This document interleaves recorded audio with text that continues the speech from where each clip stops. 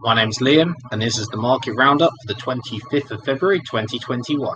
What a day it was, and after such a promising start too, just to show you how broken the markets currently are, despite positive news coming out of America, the markets reacted really poorly. Why would this happen, you may wonder? Well, it turns out that the stock markets aren't really being driven by great performing companies, but because there's nowhere else for our money to go. The Fed keeps printing and keeping interest rates low, which means if we want to beat inflation, the stock market offers a good choice. We are building inflationary pressures at an alarming rate. That was what the market evidently took from US Treasury yields hitting 1.6%, and nothing but the promise of more money printing from the chairman of the Fed. The assumption being that if the economy is stronger than believed, the Fed might stop creating such a supportive environment and the free market might actually be allowed to function. What horror! Honestly, this bubble we're all enjoying is going to be pretty horrific when it bursts, and for the first time in my investing days, which is about 3 months, I'm tempted to build up some firepower for the possible onslaught that may come. If not this time, then when?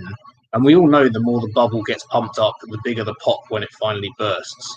Returning to actual numbers, the Dow was down almost 2%, waving goodbye to recent all-time highs. The NASDAQ was mullered, down 3.5%, and the S&P down 2.5%. Multiple tech stocks saw falls of over 3%, including Apple, Amazon, Alphabet, Facebook. Broadcom looks incredibly tempting following its 5% fall. And Microsoft did positively great by comparison, falling a mere 2.3%. I've been looking to pick up some Microsoft shares at 230, position in Broadcom at 450, so I'm weirdly excited by all this. Perhaps another notable fall was Tesla, down 8%. I can't be buying Tesla personally because of the valuation. For me, it's pretty ridiculous. Credit to those who got in at 100 and now at 800, but I've never really understood the hyped up value for it. In general, I'm nervous about greener technology when powerful incumbents exist in the sector. Like, do we really think those monsters won't do anything?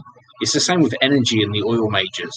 And with Musk hitching $1.5 billion in Bitcoin to Tesla's balance sheet, the whole company just feels incredibly volatile. Speaking of, Bitcoin finished at 48k and was honestly pretty stable compared to the carnage over on the NASDAQ. Coming back to London, it started really well, but finished down 7 points after its morning gains were clawed back once American markets opened.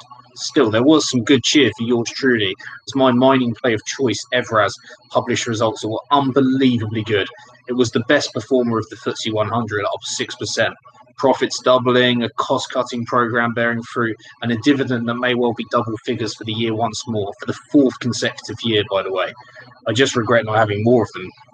I had planned to average up to about 560p, but having digested their annual results today, I feel comfortable going north of 600. It's genuinely impressive stuff. Just behind Everaz was packaging company DS Smith. They received a takeover offer for $5 billion. Personally, I felt it was a little bit on the lower side, but not insultingly so. The market felt there was more in the story, with the shares indicating a market cap of $5.3 billion. With companies like Amazon continuing to do well, it seems like DS Smith could argue that they are on the good thing, and I'd want more of a premium in the purchase price, probably north of $6 billion.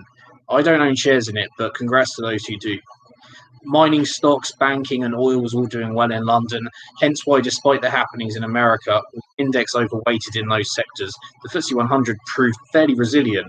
The reporting quarter for those sectors is now largely finished, having wrapped up with reports earlier in the week. But most companies perform better than expected. I feel the FTSE is undervalued right now, held back a little by the strength of the pound. The FTSE 250 proved less resilient, falling 0.5%, though in fairness it is up 5% in February. The top fallers included better companies who had run up recently and saw some profit taken. National Express was off 5%, as was pub chain Mitchell & Butlers, whilst TUI, Greggs and Carnival saw 4% falls, again on profit taking.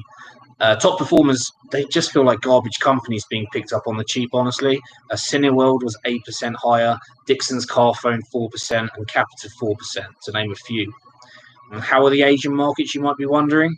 They were pretty serene, recovering from the previous day's falls to close up between 1% and 2%. Though I expect we will see some falls there tomorrow. It feels like the last few days of the month can be challenging times, with the same wobble happening in late January, and yet Feb has gone pretty well. We'll have to wait and see if this is the start of a crash everybody believes is coming, or just another panic that'll be forgotten in a week. Well, that wraps up today's market roundup. Thanks for watching, and good luck with your trades.